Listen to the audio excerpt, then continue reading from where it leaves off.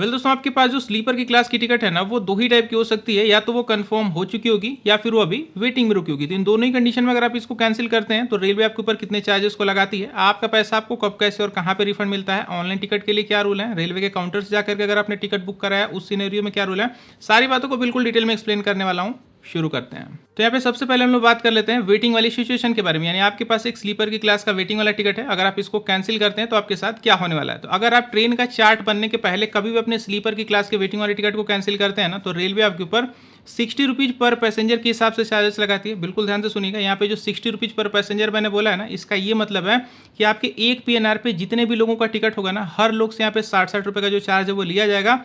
और अगर आपका टिकट रेलवे के काउंटर से जाकर के आपने खरीदा होगा तो रिफंड आपको बिल्कुल तुरंत से वापस मिल जाएगा। जैसे आप अपना टिकट सरेंडर करेंगे, रिफंड आपको बिल्कुल हाथों हाथ मिल जाएगा। लेकिन अगर आपका जो टिकट है वो ऑनलाइन मोड वाला होगा तो रिफंड आने में 3 से लेकर 4 वर्किंग डेज लगते हैं। वर्किंग डेज कहने का मतलब जो भी बैंक के खुलने वाले दिन होते हैं, तो 3 से 4 वर्किंग डेज आपको काउंट करना है। संडे वगैरह को आपको नहीं करना है। 3 से 4 वर्किंग डेज के अंदर आपने जहां से भी पैसा पेमेंट किया होगा ना, जैसे फोनपे से कुछ लोगों ने पेमेंट किया होगा, तो फोनपे में जो भी बैंक अकाउंट लिंक होगा ना, उसी बैंक अकाउंट में आपका पैसा 3 से लेकर 4 वर्किंग डेज में पहुंच जाएगा। अब बारी निकल करके आती है कि आपके पास एक स्लीपर की क्लास का कंफर्म टिकट है, यानी कि आपकी जो टिकट का स्टेटस है वो भी कंफर्म हो गया है, या फिर आपने वेटिंग के स्टेटस पे बुक किया था, अभी वो कंफर्म हो चुका है। तो कंफर्म वाली कंडीशन में ना, जो कैंसिलेशन वगैरह के चार्ज है ना, वो उसके जो रूल आते हैं निकल के ना, वो थोड़े लंबे चौड़े हैं। आपको थोड़ा ध्यान से समझना पड़ेगा, तब आपके समझ में आएगा।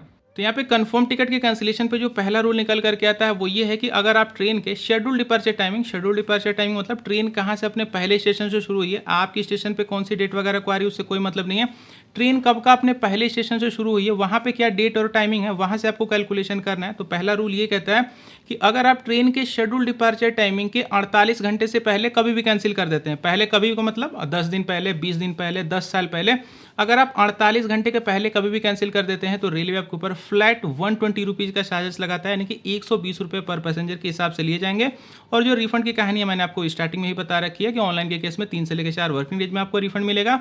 और अगर आपका रेलवे का काउंटर वाला टिकट होगा तो भाई हाथों हाथ आपको जो रिफंड है वो देखने को मिल जाएगा। लेकिन दूसरा रूल यहाँ पे ये कहता है कि अगर आपने ट्रेन के शेड्यूल डिपार्चर टाइमिंग के 48 घंटे के बाद और 12 घंटे के बीच में कभी भी कैंसिल कर दिया तो आपकी टिकट की जो भी प्राइसिंग होगी ना, यानी आपने जितने का भी टिकट लिया होगा ना, उसका फ्लैट 25% यानी कि 25% आपके यहाँ पे चार्जेस के रूप में आपसे ले लिया जाएगा।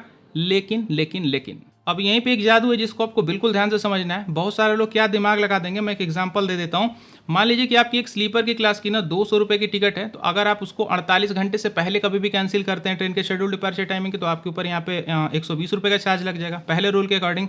लेकिन जो अभी मैंने आपको थोड़ी देर पहले दूसरा रूल बताया कि अगर आप 48 और 12 घंटे के बीच में कैंसिल करते हैं तो सिर्फ 25% लगेगा। तो अगर आपकी टिकट 200 की है तो उसका 25% निकालेंगे तो सिर्फ 50 रुपये आएगा। तो आपको लग रहा होगा कि फ़ायदा इसी दूसरे वाले रूल में, क्यों ना मैं 48 से लेकर 12 घंटे के बीच में कैंसिल कर दूँ।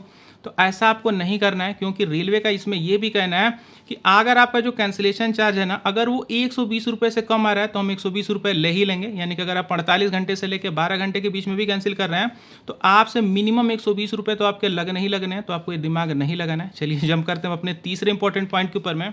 तो यहाँ पे तीसरा रूल ये कहता है कि अगर आप ट्रेन के टाइमिंग के 12 घंटे से लेके चार्ट बनने के बीच में, यानी कि ट्रेन का जब भी चार्ट बनता है उस टाइमिंग के बीच में अगर आप कभी भी कैंसिल करते हैं ना, तो आपकी टिकट की जो भी प्राइसिंग होगी ना, उसका फ्लैट 50% आपसे चार्जेस के रूप में लिया जाएगा। यानी कि आपकी जितने की टिकट होगी ना, उसका आधा पैसा आपसे चार्ज के रूप में ले लिया जाएगा।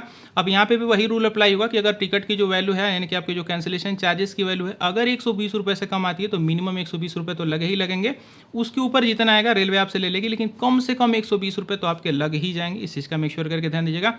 जंप करते हैं चौथे और बिल्कुल लास्ट रूल के ऊपर में। अगर आप ट्रेन का चार्ट बनने के बाद अपनी कंफर्म टिकट को कैंसिल करते हैं तो यहाँ पे कुछ भी समझने की जरूरत नहीं है, क्योंकि रेलवे आपको एक भी पैसा रिफंड नहीं करेगा। तो कभी भूल के भी ट्रेन का चार्ट बनने के बाद अपनी कंफर्म टिकट को कैंसिल मत करिएगा, चाहे वो ऑनलाइन वाली हो या फिर रेलवे के काउंटर से जाकर के आपने खरीदा हो।